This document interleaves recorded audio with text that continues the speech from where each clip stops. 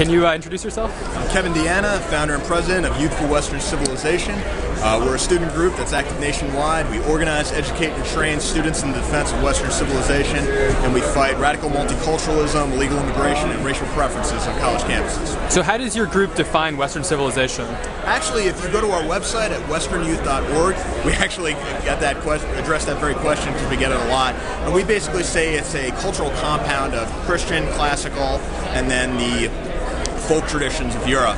We don't define it as Samuel Huntington does. I mean, we've defined it as Samuel Huntington does. We don't define it as just democracy, rule of law, these universal institutions. We say it's a specific culture that comes from a specific historical experience.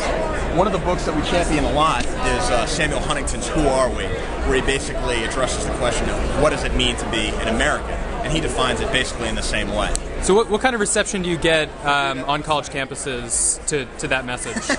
Well, you remember a few years back when we brought Congressman Tom Tancredo, University of North Carolina, we basically started a riot, people throwing bricks and stuff. But actually lately it's been going pretty well. I mean, we've been expanding rapidly. We've got chapters in different countries now, actually. We're going to have chapters in Australia and in Canada. And people are sick of it. I mean, the one thing you learn as a conservative on a college campus, and talk to any of the groups here, even the libertarians or anybody else, what they really hate more than anything else are the double standards when it comes to questions of race and when it comes to questions of multiculturalism. Because from the minute you walk in to the minute you leave, you're indoctrinated with this stuff.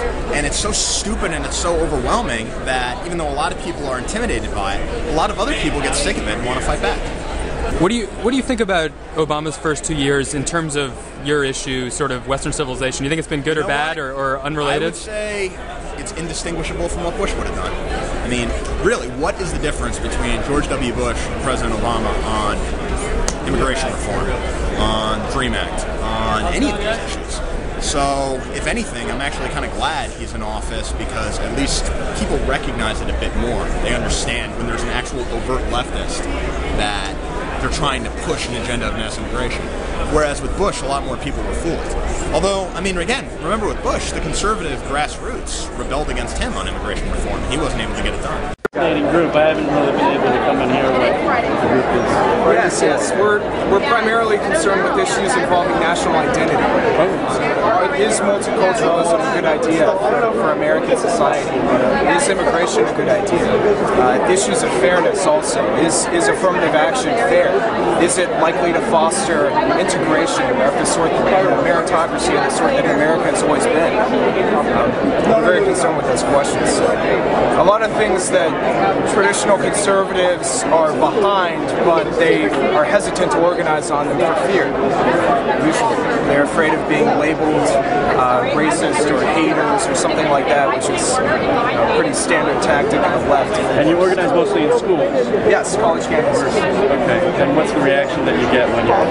Oh, it ranges anywhere from party welcomes and wow, I thought I was the only person who believed this, and to you get called racist. And oh yeah, we had an event a year and a half ago with Congressman Tancredo at UNC Chapel Hill, which was shut down by a mob of leftists who threw a brick through a window, pulled the fire alarm, were rioting outside. The police had to use pepper spray and hold them back. So we've had some pretty fierce reactions from the left, a lot of protests and things like that, but that's because we're really touching on where it hurts, cutting to the heart of the matter, which is cultural issues.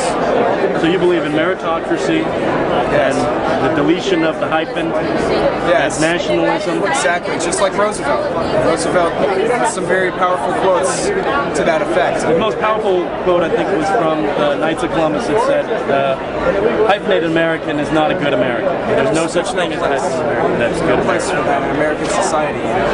Okay, so we should be Americans first, and you're welcoming to allow gay people to join your group and Asian people to join your group, and they just, as long as they're American first. That's the idea, America first. Okay. And ethnic identities and things like that, they have their place. Everyone can be proud of their heritage. That's fine. But when it comes before America, when you're waving a Mexican flag or an Ecuadorian flag before you're waving the American flag, that's when it starts to become a problem. Another issues are immigration, and you want to cut down immigration for all races. Yes. We believe that the immigration rates have been way too high for the past half century, and that in order to assimilate, in order to incorporate all the people who are already here, there has to be a halt. In the past, that's how successful immigration waves have integrated is they've come in, put a halt on it, and then they integrate it in a few generations. But now there's such incredible numbers coming in and no signs of stopping that they're able to form ethnic enclaves, and it's leading to a sort of balkanized Miami-type society in places like Mexico, some communities in Texas, Arizona. It's not good for national identity and solidarity.